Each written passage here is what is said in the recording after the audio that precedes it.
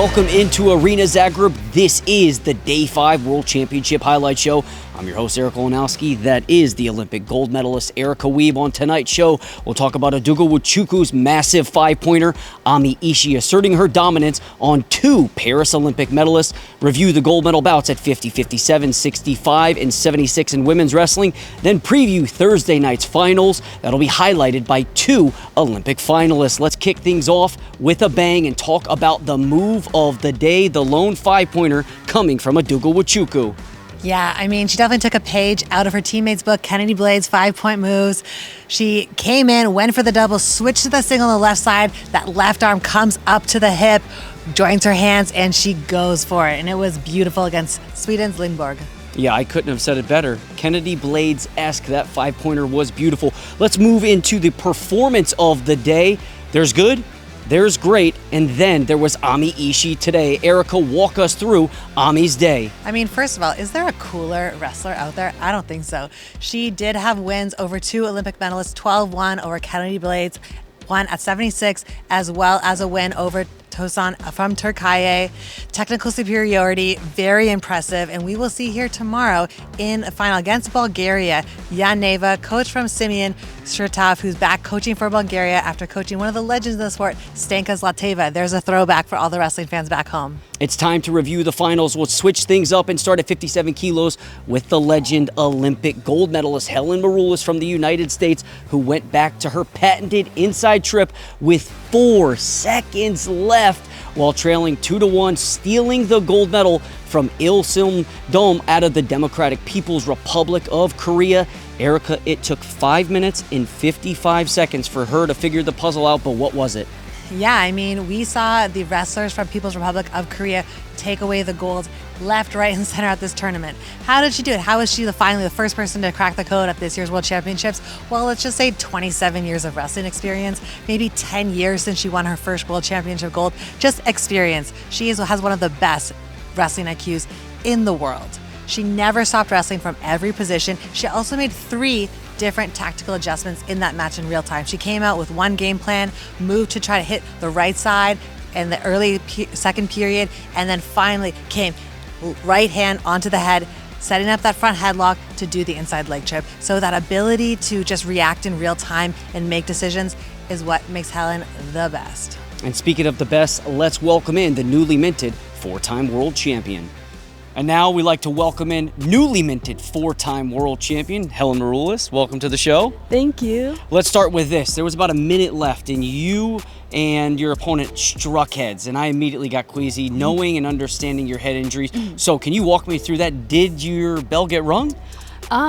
Yeah, I think in the heat of the moment, adrenaline, everything, I thought about it for a second, but I just have trained myself to keep wrestling, and I just know all the therapies and the doctors that I have to see after, and I'm not really susceptible to, I don't want to say that, but like for the most part, I'm not susceptible to concussions anymore. I've done so much healing, but you never want to get your head hit. No. So yeah, I definitely felt it a little bit.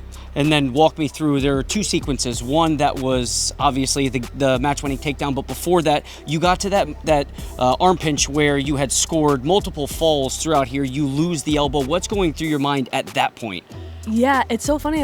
I was actually telling my coaches after, I just thought there's no way I'm gonna get this 4 times, like, which maybe was dumb to think. So I was like, I don't know that I want to send this right here because maybe they've scouted. It's the only move I hit this whole tournament. I just didn't really commit to it, and once I felt I didn't have it, you don't really want to be under the North Korean girl. I knew she had moves there, so.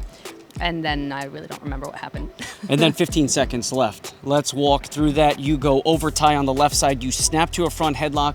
Once you see that foot step forward, that is when the inside trip came. Walk me through that final sequence and what was going through your head. Man, I was just kind of thinking about the last, I don't know, 6 years that or however many years I've been wrestling, where I've like lost in the semis and lost in the finals, and it's such like a terrible feeling when the seconds are going away, and I don't know, I just said no deals, I'm sending it, and kind of went off instinct, and the inside trip really wasn't there, but it opened up some scrambling, and I do well there, so thank God I got the takedown, and yeah.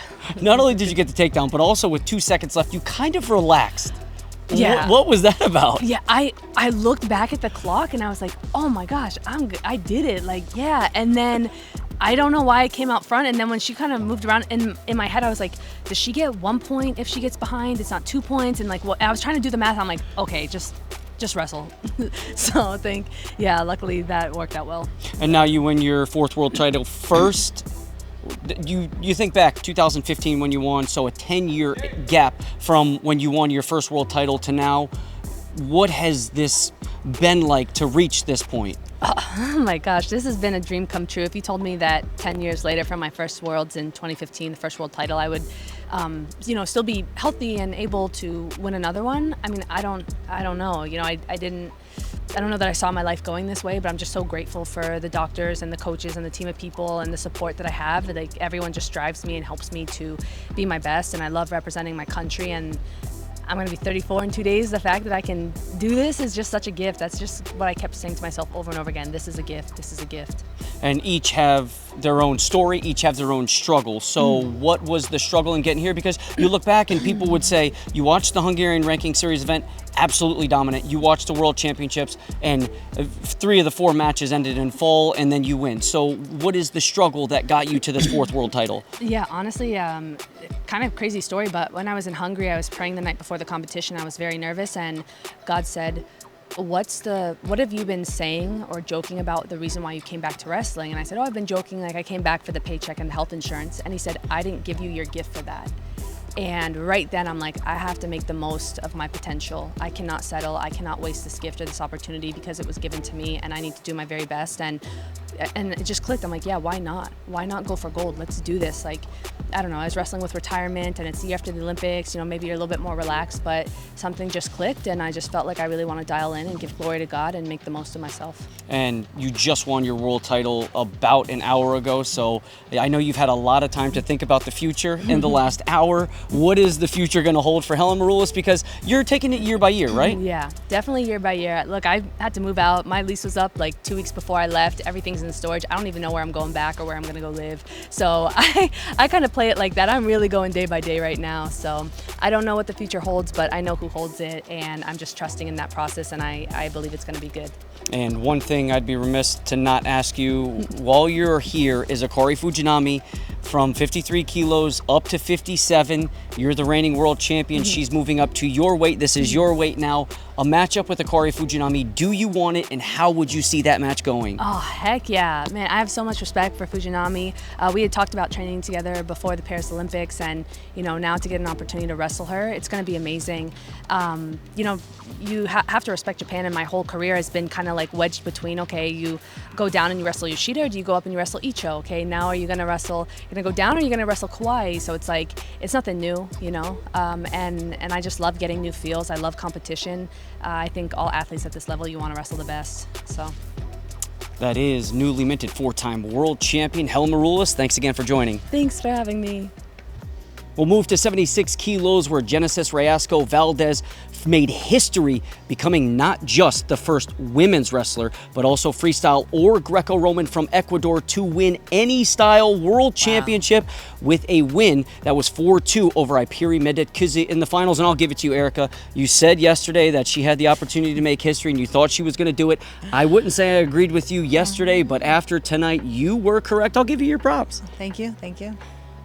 I mean, yeah, she just looked absolutely unstoppable. I talked about it last night. She's been, dangerous from that double leg position for many, many years, but her ability to bring it all together. She wrestled so well tactically in that match. Shut out Ipri that whole second round, got that double leg right off the bat, and it was just incredible for her to make history tonight. From 21st in Belgrade to herstory here in Zagreb. That was impressive. We'll move to 50 kilos, where Myongyong won out of the Democratic People's Republic of Korea, beat Yu Zhong from China 8-2 with 3 takedowns and a gut wrench. But the best part came after the match. Talk about walk us through what happened after that. Well, I mean, I still think the best part was watching her dominate, but after the match, oh my gosh, she's so excited. Hugs the referee, hugs other referee, hugs the other referee, hugs her opponent, hugs all around. Please come find me and give me a hug.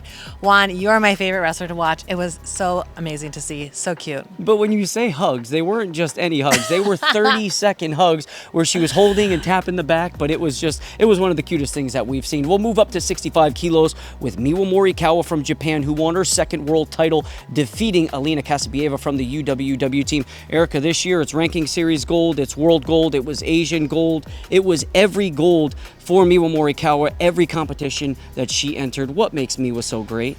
I mean, what makes Miwa so great is she's great. She has such a great personality, such a good mindset, and then when the whistle blows, she just turns it on. She wrestled so well tactically, and she's been kind of the miscongeniality of wrestling for a while. She's also been the backup, the training partner for so many teams, and so that's a great lesson for all the wrestlers watching back home. You know, take your opportunity, give back to the team, show up every way you can, and then when it's time for you to show up, you can win that gold. And a side note for those who are wondering what the writing was on the bandage of the left cheek of Morikawa, it changes match by match, and it's written by Olympic bronze medalist and world champion Inoka Ozaki yesterday. The message read, pressure. Tonight's motivation, strong heart. Erica, let's quickly move into Thursday night's gold medal matches. We'll start at 53 kilos, where Olympic silver medalist Lucia Yepes Guzman of Ecuador will take on three-time world champion out of Japan, Haruna Murayama Okuna. Moving to 62 kilos, it'll be Olympic gold medalist Sakurai Motoki taking on Ok-Ju Kim out of the Democratic People's Republic of Korea. 68 kilos, you'll see world champion Ami Ishii of Japan and Yuliana Yadneva of Bulgaria. And then we'll round things out at 72 kilos with Alla Balenska of Ukraine and Nasrin Bash out of Turkey. Erica, if fans are to circle one match, what would it be? I think the matchup at 62 kilos, Sakura Motoki against Ok-Jun Kim, is going to be electric. We know that Motoki has been eyeing this World Championship gold, and I think it's going to be a challenge for her. Yeah, it will certainly be a challenge, as we've saw all of those wrestlers from the Democratic People's Republic of Korea shine here. But I'll tell you what, this has been a tremendous day. Is it for day 5, the highlight show for Erica Wiebe and the rest of our team here at UWW. I've been Eric Olenowski saying, so long, wrestling fans. High five or something.